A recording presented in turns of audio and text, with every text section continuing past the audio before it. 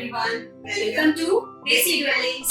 तो दीदी अपने बच्चे मेंटली स्ट्रांग है तो उसके क्या रीजन हैं? सबसे पहले तो ना दिव्या हमें बच्चों के एफर्ट्स को सेलिब्रेट करना चाहिए। जो छोटी छोटी उनकी जीत है तो भी उन्होंने एफर्ट लगाए हैं, whether they win or they lose, but लेकिन उनके एफर्ट्स को भी हमें सेलिब्रेट करना चाहिए, प्रेज करना चाहिए। At least they took participate in an event or in any competition। उससे क्या होता है ना, बच्चा ये सोचेगा कि मेरे पेरेंट्स मेरे एफर्ट्स को ही सेलिब्रेट करते हैं, चाहे मैं विनर हूँ या मैं नहीं करता। Participation is more important। Participation is more. And another one, let the child win their little struggles. They do in their daily life, daily chores, daily tasks they did in school। Divya वही छोटी छोटी जो उनके daily के जो work schedules होते हैं या छोटे छोटे काम होते हैं, उसी में हमें ये नहीं है कि बच्चा जहाँ भी स्टक हो गया हम फटाफट उसके हेल्प के लिए आ जाते हैं। Let him struggle for his work।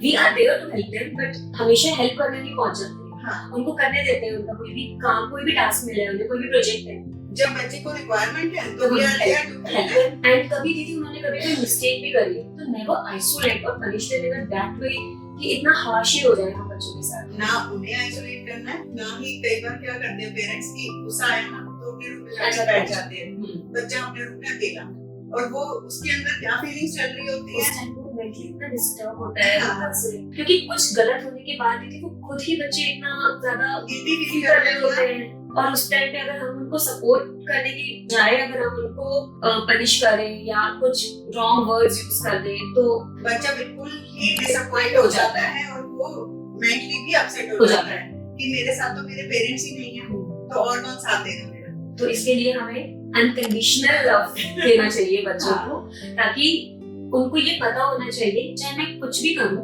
Mamma papa are there to help me anything that I have done. और देखो ये अनकंडीशनल लव हम जब बच्चों को देते हैं ना तो जैसे ही बच्चे को कुछ भी माइंड में आता है, चाहे वो अच्छा है या बुरा है, तो उनको सबसे पहले ये फीलिंग आती है कि मुझे अपने पेरेंट्स से डिस्कस करना है, पेरेंट्स से शेयर करना है, उनके व्यूज देखने हैं, उनके एक्सप्रेशंस देखने हैं। और यही बॉन्ड जो स्ट्रॉन्ग बॉन्ड है ना, ये उनको मेंटली स्ट्रॉन्ग बनाता है। तो हमें उनकी फीलिंग्स के बारे में भी बात करनी चाहिए कि वो कैसा फील कर रहे हैं, कुछ भी अचीवमेंट है उनकी या कुछ भी उन्होंने, जो भी उनकी फीलिंग्स होती है ना, अगर हमारा बॉन्ड स्ट्रॉन्ग है तो बच्चा क्या करेगा, कोई भी फीलिंग है उसके मन में तो वो हमसे आके डिस्कस करेगा। और अगर उसे नहीं पता होगा या वो डरता है हमसे तो वो जाके अपने फ्रेंड से शेयर करेगा और वो मुझे नहीं पता उससे शेयर करने के बाद क्या ओपिनियन आएगी उनकी। तो इसलिए हमें बच्चों से खुलकर बात करनी चाहिए, क्योंकि दीदी हर एज ग्रुप के साथ फीलिंग्स भी तो डिफर करती चली जाती है ना। हाँ। अभी जब छोटे होते हैं तब अलग चीजें चल रही होती हैं, जैसे जैसे एडोलेसेंस में आते हैं तब अलग चीज वो है, तो और डेंजरस टाइम टाइम हो होता जाता है। है। तो इसलिए if you want your child to be mentally strong, then talk to your child। Talk more and more, talk more and more. हम यही बोलेंगे कि आप बहुत अच्छे से कम्युनिकेट कीजिए, fearlessly कम्युनिकेट करना चाहिए बच्चे को आपके साथ। Is your child is mentally strong? तो आप भी अपने ओपिनियंस और व्यूज हमारे साथ शेयर कीजिए। Please like, share and comment down below।